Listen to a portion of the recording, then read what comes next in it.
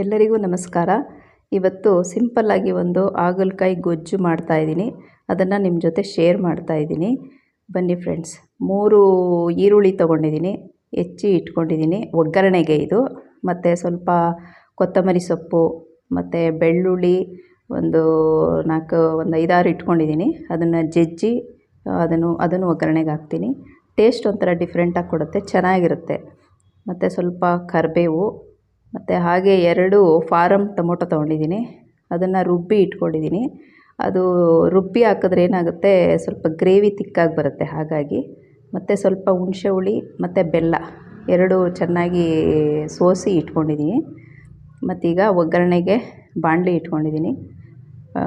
ಬಾಣಲಿ ಕಾದ್ಮೇಲೆ ಅದಕ್ಕೆ ಸ್ವಲ್ಪ ಎಣ್ಣೆ ಹಾಕಿ, ಮತ್ತು ಉರಿಯೋಕ್ಕೂ ಈ ಹಾಗಲಕಾಯಿ ಹುರ್ತಿರ್ತೀವಲ್ಲ ನಾವು ಫ್ರೈ ಮಾಡಿದಾಗ, ಅದಕ್ಕೂ ಎಣ್ಣೆ ಹಾಕಿರೋದ್ರಿಂದ ಸ್ವಲ್ಪ ಹಾಕ್ಕೋತಾ ಇದ್ದೀನಿ ನಾನು ಎಣ್ಣೆ.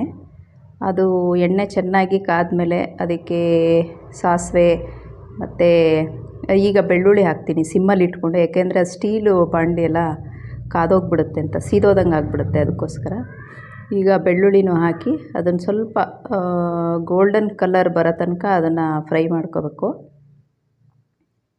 ಫ್ರೈ ಮಾಡ್ಕೊಂಡಾದಮೇಲೆ ಅದಕ್ಕೆ ಸ್ವಲ್ಪ ಜೀರಿಗೆ, ಸ್ವಲ್ಪ ಕರಿಬೇವು ಮತ್ತು ಆಮೇಲೆ ಹೆಚ್ಚಿಟ್ಕೊಂಡಿರೋ ಈರುಳ್ಳಿ ಎಲ್ಲ ಹಾಕ್ಕೊಂಡು ಫ್ರೈ ಮಾಡಬೇಕು.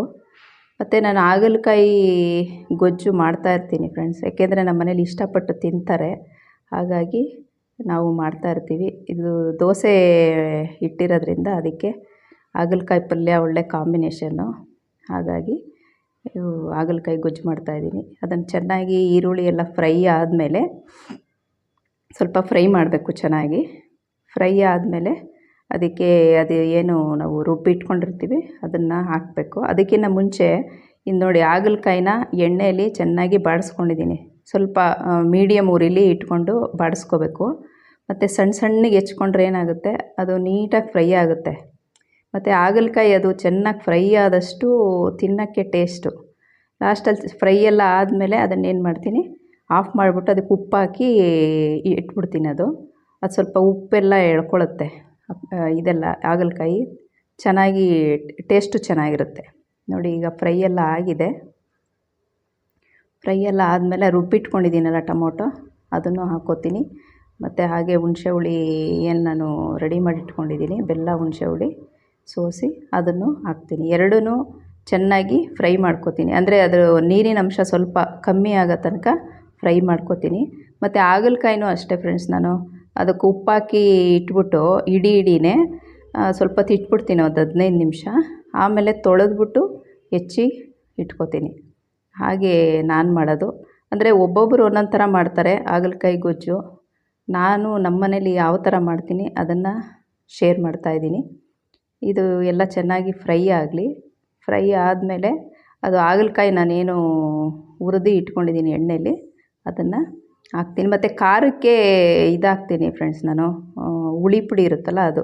ನೋಡಿ, ಕರಿಬೇವು ಇದೊಂದು ಟಿಪ್ಸ್ ಅಂತಲೇ ಅಂದ್ಕೊಳ್ಳಿ. ಇದನ್ನು ಚೆನ್ನಾಗಿ ತೊಳೆದು ಉಪ್ಪಲ್ಲಿ ಒಂದು 2-3 ದಿನಕ್ಕೊಂದು ಸಲ ಅದನ್ನು ಸ್ವಲ್ಪ ಡ್ರೈ ಮಾಡಿಬಿಟ್ಟು ಫ್ರಿಜ್ಜಲ್ಲಿ ಇಕ್ಕೋತೀನಿ.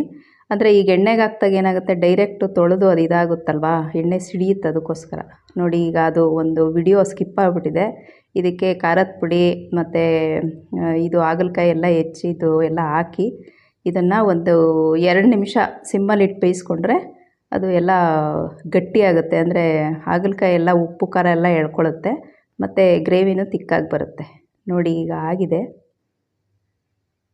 ಗೊಜ್ಜು ರೆಡಿ ಇದೆ. ಹೀಗೆ ನಾನು ಹಾಗಲಕಾಯಿ ಗೊಜ್ಜು ಹೇಗೆ ಮಾಡ್ತೀನಿ ಅದನ್ನು ನಿಮ್ಮ ಜೊತೆ ಶೇರ್ ಮಾಡ್ತಾಯಿದ್ದೀನಿ. ಇದರಲ್ಲಿ ನಾನಾ ಥರ ಮಾಡ್ಬೋದು ಫ್ರೆಂಡ್ಸ್ ಹಾಗಲಕಾಯಲ್ಲಿ. ನಾನು ಸ್ವಲ್ಪ ನಮ್ಮ ಮನೇಲೆಲ್ಲ ಇದು ಇಷ್ಟಪಡ್ತಾರೆ, ಹಾಗಾಗಿ ನಾನು ಹೀಗೆ ಮಾಡೋದು ಯಾವಾಗಲೂ. ಮತ್ತು ಈಗ ಅದ್ರ ಜೊತೆಗೆ ದೋಸೆ ಹೇಳಿದ್ನಲ್ಲ ನಿಮಗೆ, ಮೆಂತ್ಯ ದೋಸೆ, ಅದ್ರ ಜೊತೆಗೆ ಈಗ ಗೊಜ್ಜು ಹಾಕ್ಕೊಂಡು ತಿನ್ನೋದು ಅಷ್ಟೇ. ಈಗ ರಾತ್ರಿ ಊಟಕ್ಕೆ ಮಾಡ್ಕೊಂಡಿದ್ದೀನಿ ನಾನು. ಇದು ಗ್ರೇವಿ ಇಷ್ಟ ಆದರೆ ಲೈಕ್ ಮಾಡಿ. ಮತ್ತು ನನ್ನ ವಿಡಿಯೋ ನೋಡಿದ ಎಲ್ಲರಿಗೂ ಧನ್ಯವಾದಗಳು. ನೋಡಿ, ಇದೇ ಮೆಂತ್ಯ ದೋಸೆ ಮಾಡ್ಕೊಂಡಿದ್ದೀವಿ. ನನ್ನ ವಿಡಿಯೋ ನೋಡಿದ ಎಲ್ಲರಿಗೂ thank you so much friends. ಮತ್ತು ನನ್ನ ಚಾನಲ್ನ ಸಬ್ಸ್ಕ್ರೈಬ್ ಮಾಡ್ಕೊಳ್ಳಿ ಫ್ರೆಂಡ್ಸ್.